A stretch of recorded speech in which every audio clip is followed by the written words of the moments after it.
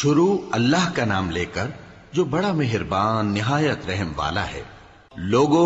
اپنے پروردگار سے ڈرو جس نے تم کو ایک شخص سے پیدا کیا، یعنی اول اس سے اس کا جوڑا بنایا، پھر ان دونوں سے کثرت سے مرد و عورت پیدا کر کے روئے زمین پر پھیلا دیے۔ اور اللہ سے ڈرو جس کے واسطے سے تم ایک دوسرے سے حقوق کا مطالبہ کرتے ہو، اور قطع رحمی سے بچو، کچھ شک نہیں کہ اللہ تمہیں دیکھ رہا ہے۔ اور یتیموں کا مال جو تمہاری تحویل میں ہو ان کے حوالے کر دو، اور ان کے پاکیزہ اور عمدہ مال کو اپنے ناقص اور برے مال سے نہ بدلو،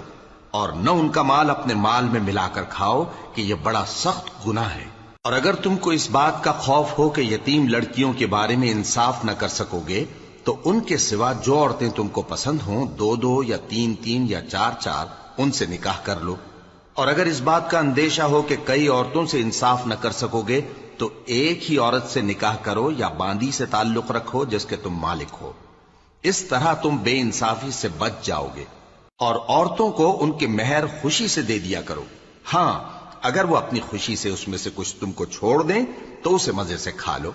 اور کم عقلوں کو ان کا مال جسے اللہ نے تم لوگوں کے لیے سبب معیشت بنایا ہے مت دو، ہاں اس میں سے ان کو کھلاتے اور پہناتے رہو اور ان سے معقول بات کہتے رہو۔ اور یتیموں کو بالغ ہونے تک کام کاج میں مصروف رکھو اور جانچتے رہو،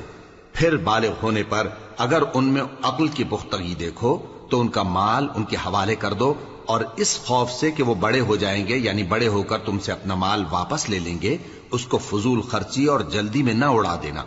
اور جو شخص آسودہ حال ہو اس کو ایسے مال سے قطعی طور پر پرہیز رکھنا چاہیے، اور جو ضرورت مند ہو وہ مناسب طور پر یعنی بقدر خدمت کچھ لے لے۔ اور جب ان کا مال ان کے حوالے کرنے لگو تو گواہ کر لیا کرو، اور حقیقت میں تو اللہ ہی گواہ اور حساب لینے والا کافی ہے۔ جو مال ماں باپ اور رشتہ دار چھوڑ مریں، تھوڑا ہو یا بہت، اس میں مردوں کا بھی حصہ ہے اور عورتوں کا بھی، یہ حصے اللہ کے مقرر کیے ہوئے ہیں۔ اور جب میراث کی تقسیم کے وقت غیر وارث رشتہ دار اور یتیم اور نادار لوگ آ جائیں تو ان کو بھی اس میں سے کچھ دے دو اور ان سے معقول بات کہو۔ اور ایسے لوگوں کو ڈرنا چاہیے جو ایسی حالت میں ہوں کہ اپنے بعد ننھے بچے چھوڑ جائیں، اور ان کو ان کی نسبت خوف ہو کہ ہمارے مرنے کے بعد ان بیچاروں کا کیا ہوگا۔